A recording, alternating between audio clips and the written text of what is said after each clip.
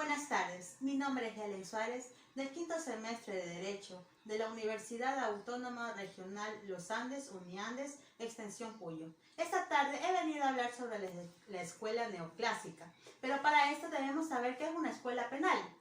Es un cuerpo orgánico de concepciones contrapuestas sobre la legitimidad del derecho de pensar sobre la naturaleza del delito y sobre el fin de la sentencia. Jiménez Azúa. Bueno, la escuela clásica, también llamada escuela técnico-jurídico, se da cerca de los años 30 del siglo pasado.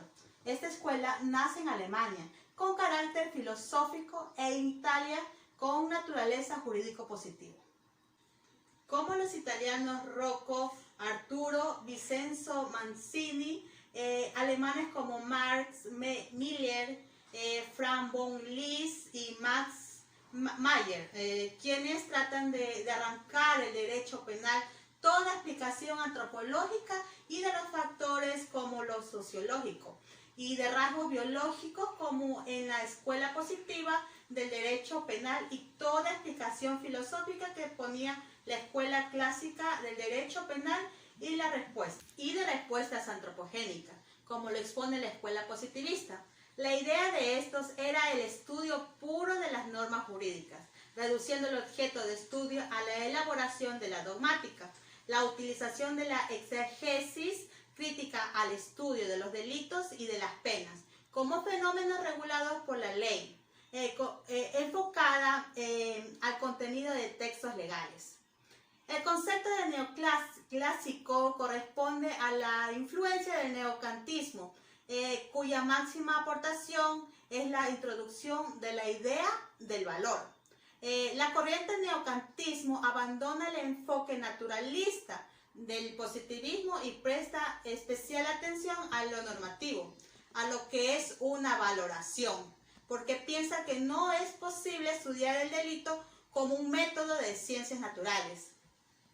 Para esta corriente es necesario en las ciencias del espíritu analizar el método o un método que tenga en cuenta todas estas variables que se pueden producir en el hombre con criterios más abiertos, entre los que se incluyen las valorizaciones. El método de las valorizaciones se hace necesario en el ámbito de las ciencias jurídicas de tal manera que la corriente neoclásica se caracteriza porque se aplica a cada uno de los elementos valorizaciones o enfoques normativos. La acción. En esta época sigue siendo el elemento esencial porque aquí se entra a considerar que es un concepto de movimiento voluntario. No es suficiente porque nos sirve para explicar las acciones, el no hacer algo. Los autores que desarrollan esas teorías hablan de la acción como un comportamiento humano voluntario.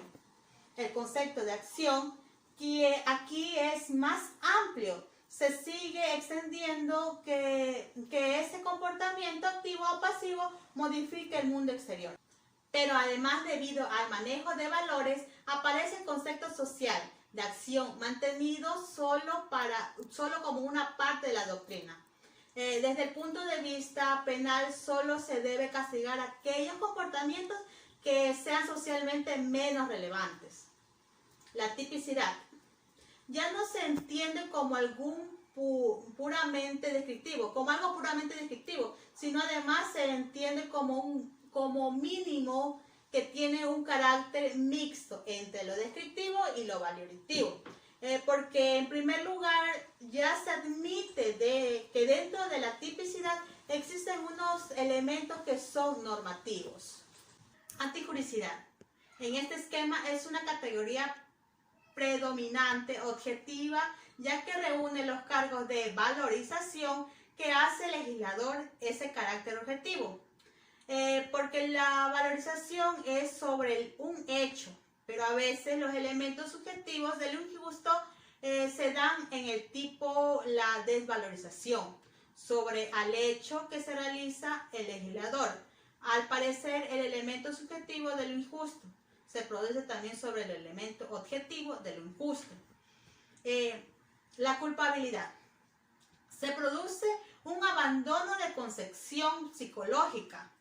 El concepto normativa es lo que utilizan estos autores que permiten castigar todos aquellos casos en los que el sujeto no tiene de una manera clara un nexo de unión con el resultado. El concepto normativo entiende la culpabilidad como reprochabilidad o conjunto de condiciones que permiten formular un juicio de reproche al sujeto por el hecho que se ha cometido. La estructura de la culpabilidad es la misma de la anterior etapa, existiendo dos formas, el dolo y la culpa. Gracias.